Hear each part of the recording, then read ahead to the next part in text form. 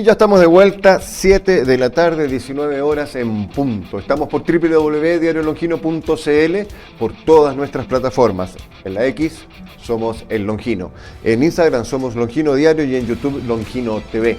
Síganos, vean nuestras emisiones de cada programa de nosotros, La Nota Deportiva, hablando de cine, En Portada, Válvula de Escape, estamos todos ahí para que usted nos dé sus comentarios y sus me gusta. Seguimos conversando y como siempre lo hemos dicho, aquí vamos a recibir a todos, somos pluralistas, somos periodísticos, somos información. Y a contar de hace un tiempo atrás, estamos recibiendo a todos y cada uno de los candidatos a los diferentes cargos que se van a votar en la próxima elección de octubre. Hoy nos visita Nathan Olivos Núñez, que es precandidato a gobernador por la Unión Demócrata Independiente, UDI. Nathan, bienvenido, muchísimas gracias por estar con nosotros. ¿Cómo estás, Rodrigo? Un gusto estar nuevamente aquí en Longino TV. Perfecto. Vamos a, como dicen en el fútbol, cortita y al pie. Vamos derecho. Uno de los temas importantes y que ha sido relevado por las autoridades actuales, que tiene que ver con el área metropolitana, lo que significa que Iquique, los municipios de Iquique y Alto Hospicio formen un solo espacio geográfico político, si lo quieres, y que es de importancia. ¿Cuál es tu opinión respecto de ello? Bueno, el área metropolitana yo creo que es un tema muy relevante porque de alguna manera genera una coordinación mayor entre ambos municipios y esta coordinación se genera a través del gobierno regional. Lo preocupante, yo diría esto, es que el área metropolitana ya se conformó, de hecho se anunció que fue la primera área metropolitana de todo Chile, que fue conformada entre Iquique y Alto Hospicio, y la verdad es que esto no ha tenido mucho efecto, más allá del anuncio de que se conformó como área metropolitana, pero no ha tenido el efecto que debería en áreas importantes, que hoy día cuando uno conversa con la ciudadanía, cuando uno conversa en territorio con la gente, hay temas que aparecen aquí en esta área metropolitana y que hoy día nos han abordado. Por ejemplo, el tema del transporte, vialidad, el tema de los residuos domiciliarios, que es un tema que golpea mucho acá en la región, porque más allá del borde costero, que hoy día se mantiene un poco más limpio, uno se mete 2-3 cuadras hacia el interior de Iquique, por ejemplo, y la verdad es que la basura es un tema, ni hablar en Alto Hospicio, digamos, es un temazo. Entonces, creo que es un tema que no se ha profundizado,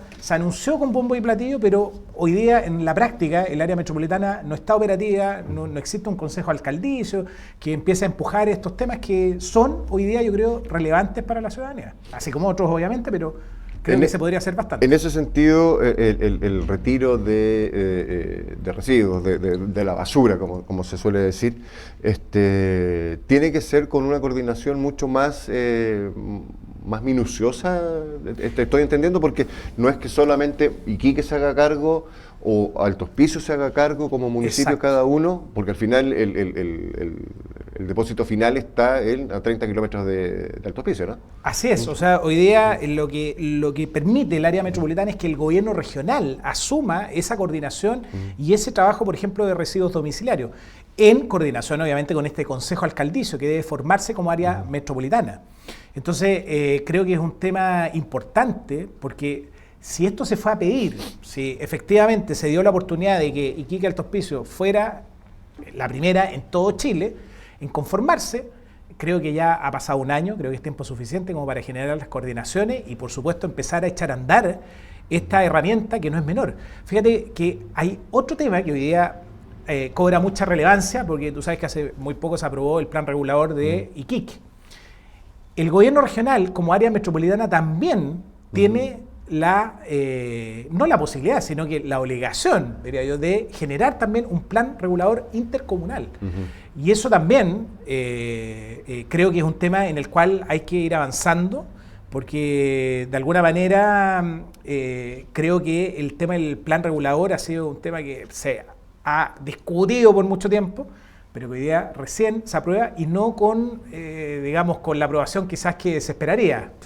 Se aprobó, pero también con mucha discusión y con mucho cuestionamiento. Observaciones que fueron ido mejorando en el transcurso hasta su votación. Exacto, pero lo importante es que como área metropolitana no se ha avanzado en ninguno de los puntos que involucra ser hoy día un área metropolitana.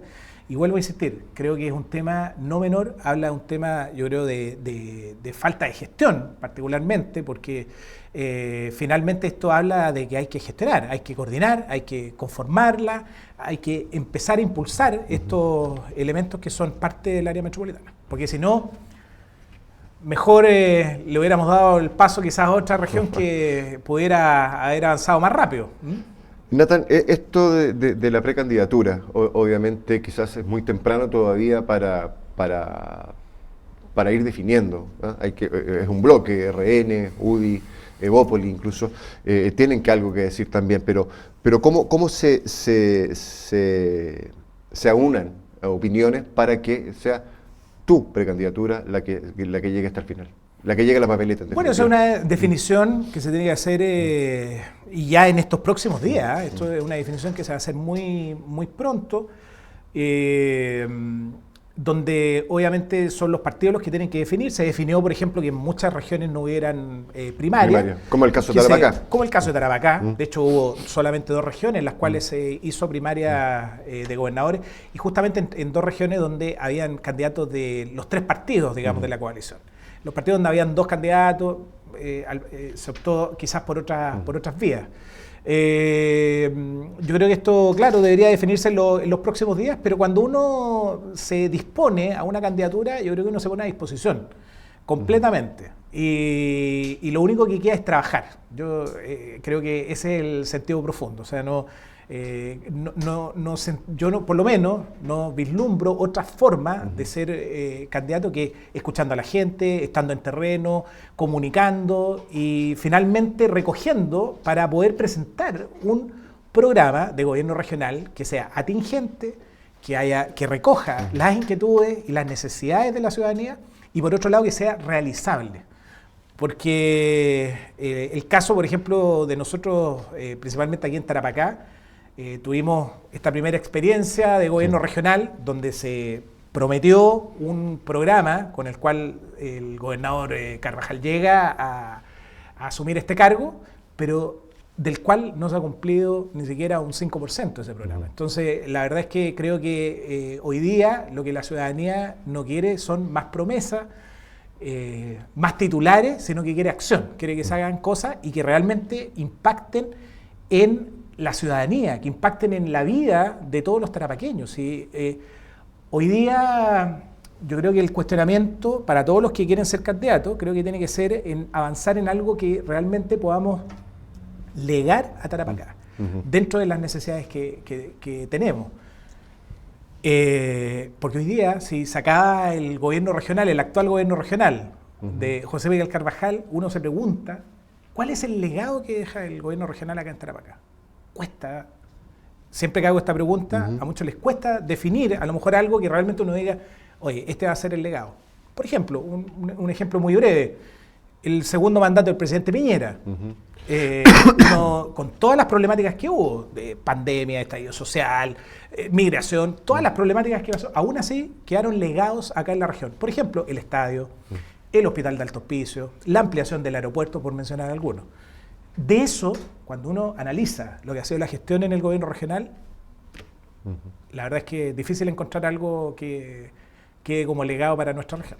Y interesante lo que mencionabas, es que José Miguel Carvajal es el primer gobernador, bueno, de todos los gobernadores y gobernadoras de Chile, pero es la primera vez que se hace esta figura de elección popular y para un cargo de estas características, pero que siempre estuvo pegado o en paralelo con la figura del delegado presidencial, que se dijo que se iba a hacer por un tiempo, pero ya de ese tiempo han pasado casi 3, 4, van a ser prácticamente los 4 años de los primeros gobiernos. ¿Cómo ves entonces eso desde una futura, supongamos, asunción a la gobernación regional con tu precandidatura y esta figura del delegado presidencial que va a seguir por lo que todo indica? Yo creo que mira, yo siempre creo que es importante tener una figura que represente al gobierno central. Pero sí creo que es necesario que el gobernador también asuma mayor cantidad principalmente en un rol mucho más primordial en aspectos, por ejemplo, temas de seguridad, que tuviera mayor injerencia, porque sí, son atribuciones que no las tienen los gobiernos que regionales. hoy día, por ejemplo, la tienen los municipios. Los municipios tienen la posibilidad de trabajar en temas de seguridad y creo que de alguna manera se podría hacer una figura similar para los gobiernos regionales, que tuvieran esta facultad. Pero más allá de eso, yo creo que la figura del gobernador es una figura ejecutora, ejecutiva. Es una figura que tiene que ser gestora de proyectos, de sacar adelante iniciativas independiente de la condición, porque es fácil culpar al empedrado. Yo he escuchado incluso muchas justificaciones, no, es que los municipios no presentan proyectos, o sea, como que no se asume una responsabilidad. Yo creo que querer es poder. Yo creo que hay formas de poder abordar estos temas. Por ejemplo, el tema de seguridad ha sido abordado por otros gobernadores en otras regiones, con figuras diversas a través de asociaciones de municipalidades, o incluso se podría generar a través de las mismas corporaciones, o creando quizás una corporación de seguridad, Sí. que está incluso dentro del proyecto de programa regional que había presentado el gobernador Carvajal. Entonces creo que... sin embargo, obviamente, mientras más facultades tenga es mucho mejor porque es más amplio el abanico de trabajo que se puede hacer. Sin embargo, la principal función del gobernador es hacer coordinación, no solamente con los municipios, sino que también con todos los organismos del gobierno, con todo el gabinete, con los distintos ministerios. Y creo que eso ha faltado. Creo que te interrumpo, porque me quiero ceñir al tema de seguridad. Porque se habla mucho de la seguridad de lo que puede ser en Iquique y en Alto Hospicio, obviamente porque son las dos localidades o las dos ciudades con mayor concentración demográfica de la región. No obstante, Pozo Almonte, Guara, Pica, quizás son las más grandes, pero también hay Camiña, Colchane, Cariquima, localidades más pequeñas. ¿Cómo se aborda la seguridad en unos espacios que son, en teoría, son rurales y que quizás no tienen tanta conectividad como para llegar, quizás con mayor seguridad? Y no toquemos el tema frontera todavía. No, mira, yo creo que uno de los temas principales... creo que una de las labores fundamentales de un gobierno regional es hacerse cargo principalmente de estos municipios que son más pequeños, aquellos que no tienen los equipos para generar proyectos, aquellos que quizás tienen también necesidades tan importantes como la tiene cualquiera de los municipios más grandes. Eso como primera situación. Y lo segundo es el gobierno regional, en mi visión, debería ser el eje gestor, pero también el coordinador de diversas iniciativas en materia de seguridad. Porque la seguridad involucra no solamente la compra de bienes. Yo soy bastante crítico en eso, porque a veces cuando se ha consultado, por ejemplo, al gobernador Carvajal, se le pregunta con respecto a seguridad y dice, este gobierno regional ha invertido grandes sumas de dinero en temas de seguridad. ¿Cuáles han sido las inversiones? Comprar vehículos. Eso para mí no es un plan, no es un proyecto de seguridad. ¿Cuál sería creo que es una forma fácil de poder ejecutar tu presupuesto, pero no resuelve ni realmente tú estás colaborando de manera integral al tema de seguridad. Porque ¿Y cuál sería entonces esa manera integral? ¿Cuál sería esa estrategia? Hay que generar un programa. Nosotros dentro del programa tenemos varias propuestas de proyectos que queremos sacar adelante. Queremos, por ejemplo, tener una central de monitoreo regional. Pero la existe hoy día. Hoy día existe una central de monitoreo municipal que en coordinación con la policía. Claro, los municipios, pero lo que hay que hacer es lo que se ha hecho, por ejemplo, en la región metropolitana. Los que tienen, como el caso de Alto Hospicio, Pozo Almonte, generar un centro de monitoreo para incorporar también a aquellas municipalidades que no lo tienen. Entonces, eso creo que es un tema, por ejemplo, importante. Otro tema importante, avanzar en otro tema de tecnología. Mira, para ponerlo en términos, a mí me gusta en términos muy concretos, porque me gusta mucho recorrer el terreno y conversar con las personas, con las juntas de vecinos, con los dirigentes, porque ellos te insuman de la realidad. Porque si yo pregunto, seguramente, por ejemplo, en cámaras de seguridad, seguramente uno diría, oye, pero aquí que tiene hartas cámaras, pero ¿cuántas están funcionando? Alto Hospicio es lo mismo. Entonces, cuando tú te acercas a sectores, por ejemplo, por ponerte un caso puntual, específico, sector La Negra o ex La Negra, sector Santa Rosa, en Alto Hospicio. Las cámaras no funcionan, están todos los cables cortados y los vecinos ven que hay cámaras, pero en la práctica esas cámaras no tienen ninguna operatividad. Entonces hay que avanzar en otras líneas de trabajo, de poder coordinar a través de una central de monitoreo que permita tener esa visualización e ir reponiendo, porque aquí en Iquique también pasa lo mismo. Por lo menos hasta el año 2022 aquí había casi un 60% de cámaras que era la que funcionaba, había un 40% que no estaba funcionando. Y no sé si eso se habrá mejorado, se habrá arreglado, pero en la práctica hay que avanzar en esa línea, y no solamente en eso, sino que también en espacios donde ese tipo de seguridad no llega. Por ejemplo, y que son una de las zonas más conflictivas, por ejemplo, en el caso de las tomas de los campamentos que se han multiplicado, hoy día ya tenemos cerca de 80 acá en la región. Ahí, por ejemplo, poner cámara es una cosa inviable y es uno de los sectores donde sí deberías tener cámara. Por ejemplo, una de las propuestas que tenemos nosotros son globos de televigilancia, que se han aplicado, por ejemplo, en comunas, incluso aquí en Chile. Tecnología, incluso tenemos ya hemos avanzado en esos temas, porque a mí también quiero llegar, digamos, con propuestas concretas. Sí. Hoy día no hay globos de televigilancia, pero están los drones. Pero los drones, la diferencia que tiene es que el dron es mucho más, tiene menos alcance de operatividad y tiene menos resistencia, porque tú tienes, el dron te dura 2 horas, 3 horas, tú tienes que bajarlo, volver a cargarlo, mientras que, por ejemplo, estos globos de televigilancia tienen hasta 72 horas en el aire, la carga se demora 20 minutos, es muy rápido, y además el alcance que tienen 10 kilómetros a la redonda, sí. Con cámaras nocturnas, con visión nocturna, digamos. Entonces, por ejemplo, eso para espacios de difícil acceso, creo que son temas importantes. Pero así como eso, hay una serie de proyectos que tenemos en un plan integral que queremos abordar, y no solamente en materia directamente de instrumentos para la seguridad, sino que hay otros temas que son tanto o más relevantes que eso. Por ejemplo, el mismo tema de la basura, que hablábamos en el área metropolitana. La basura también es parte de la seguridad. La seguridad situacional no solamente tiene que ver con tener una cámara, sino que también tiene que ver cómo tú controlas los espacios. Por ejemplo, en temas de luminaria, en temas de basura, todo eso te genera también sensaciones de inseguridad y espacios que se prestan para la delincuencia. Y otro tema no menor que también queremos incorporar, que yo creo y considero que también está en el ámbito de la seguridad, es avanzar también en una oficina para la Defensoría de las Víctimas. Pero hoy día existe.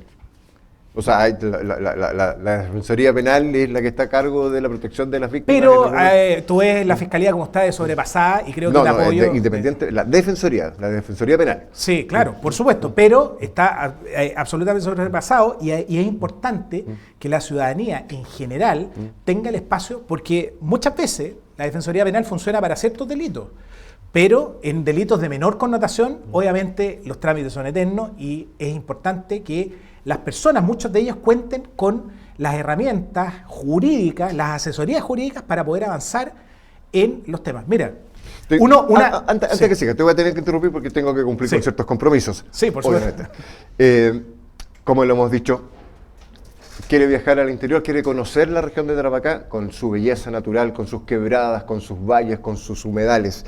En Pica, la flor del desierto, Hotel O'Higgins. Balmaceda 6 los está esperando. Sigamos en la Sí, no, lo que te decía es que es muy importante porque, mira, pasa, claro, en delitos de alta connotación, está la Defensoría Penal que funciona muy bien. De hecho, hoy día escuchábamos a la fiscal de Alto Hospicio que había generado 17 años a los asesinos de un comerciante en la comuna de Alto Hospicio. Fantástico, me parece muy bien. Pero tú tienes la otra realidad, que es aquella vecina que es asaltada, por ejemplo, le quitan sus pertenencias y que muchas veces, para seguir con un proceso, no cuenta con la herramienta, y obviamente la Defensoría Penal, a lo mejor en esos delitos que son de menor connotación, no va a tener la misma celeridad que podría tener si tenemos las herramientas disponibles para las personas. ¿La gobernación tiene alguna injerencia, por ejemplo, y te lo pregunto sinceramente, o sea, desde la ignorancia quizás, ¿tiene alguna injerencia en temas migratorios, por ejemplo? Obviamente está hoy día como con el estado que estamos, está las Fuerzas Armadas, está Policía, está Aduana con un funcionamiento 24/7, está Carabineros, etcétera. Pero la gobernación, ¿puede hacer algo en esta parte, en este aspecto del territorio?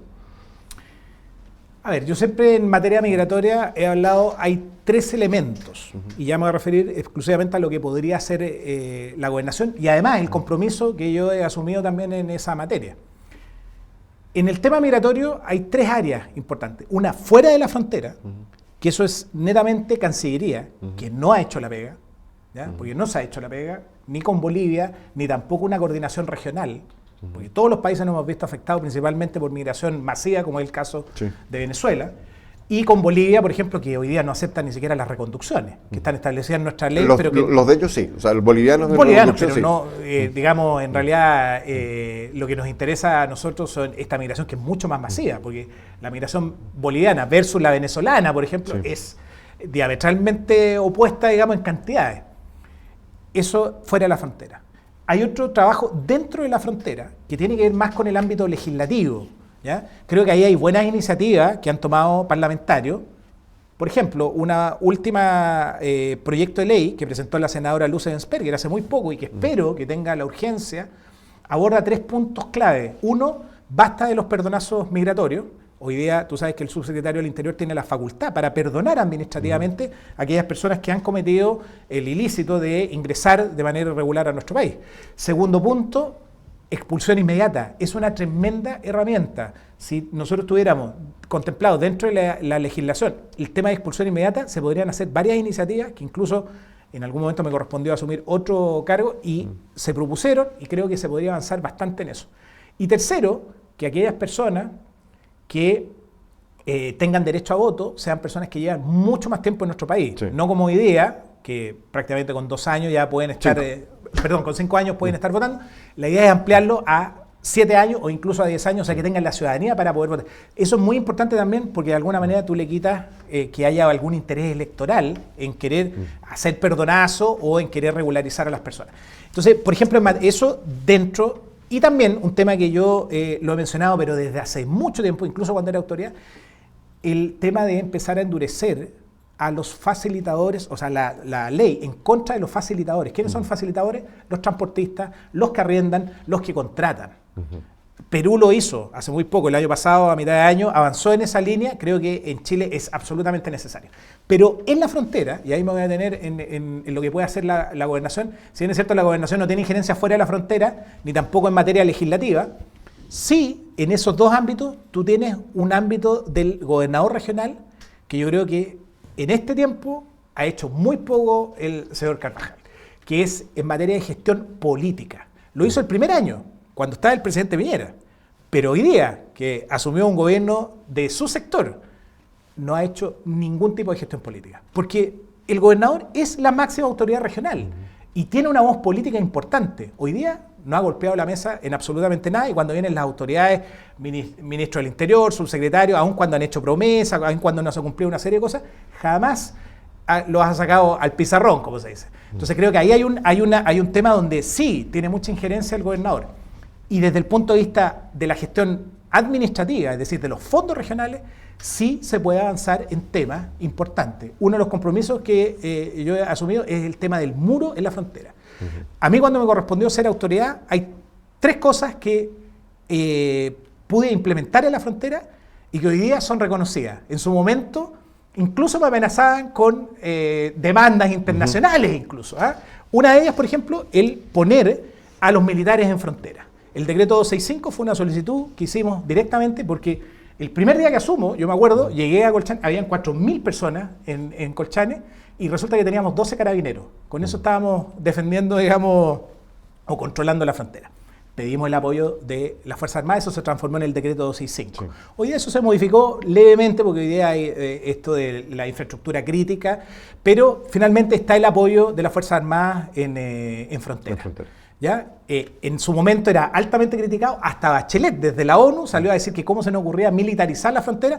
Hoy día esa medida es aplaudida y la han mantenido durante todo el gobierno. Segunda medida que aplicamos, por ejemplo, el tema de un albergue ahí y controlado en un sector. En su momento también altamente criticado, aunque en ese momento también había que hacer un control sanitario, pero también un control de seguridad, porque lo que más nos decían los ciudadanos, los vecinos de Colchane, nos decían que la circulación, que estaba la gente circulando en cualquier lado, que hacían sus necesidades, incluso en cualquier lado ahí en la comuna, nosotros los controlamos en un espacio. Fíjate que en ese momento fue duramente criticado, pero hoy día, cuando el gobierno anunció sacar ese albergue, el alcalde de Colchane le dice, por favor, no lo saquen. Porque esto nos genera seguridad a los vecinos de Colchane. Entonces parece que la medida también era una medida que fue positiva, fue reconocida en el tiempo, pero nos dio la razón. Exacto. Y el tercer y gran tema que también dejamos instalado, aún cuando estábamos retirándonos como gobierno, porque esto fue la segunda semana de febrero, que fue la zanja. Yo dejé instalada la zanja, aun cuando sabíamos que nos retirábamos, que podría haber dicho, mire, ¿sabe qué? Ya esto ya no es problema nuestro, que les vaya bien. No, dejamos instalada la zanja y eso también en su momento fue criticado. Se les va a morir gente, se va a caer esa zanja, eso es inhumano. Nos amenazaban incluso con demandarnos en la Corte Interamericana de Derechos Humanos. Sin embargo, hoy día se mantiene y también fue una medida que posteriormente cobró relevancia y que ha sido aplaudida. Hoy día, ¿qué es lo que queremos avanzar? En el tema del muro. Creemos que las barreras físicas son tremendamente importantes. Porque no solamente tenemos el problema en la migración, sino que también tenemos el problema en el narcotráfico y el tema del contrabando. ¿Se puede hacer? Sí se puede hacer. Solamente muy cortito. El gobierno acaba de comprometer una muralla digital. Sí. La muralla digital, y déjenme decirle con todo el conocimiento de causa, no va a detener absolutamente nada de la migración. Porque ¿qué es lo que se compromete en esa muralla digital? Más drones, cámaras térmicas, visión nocturna, más vehículos en la frontera. Con eso lo que vas a conseguir, a lo mejor detectar mejor las zonas por donde están ingresando las personas, pero no estás deteniendo ni estás poniendo ninguna barrera al ingreso masivo de personas.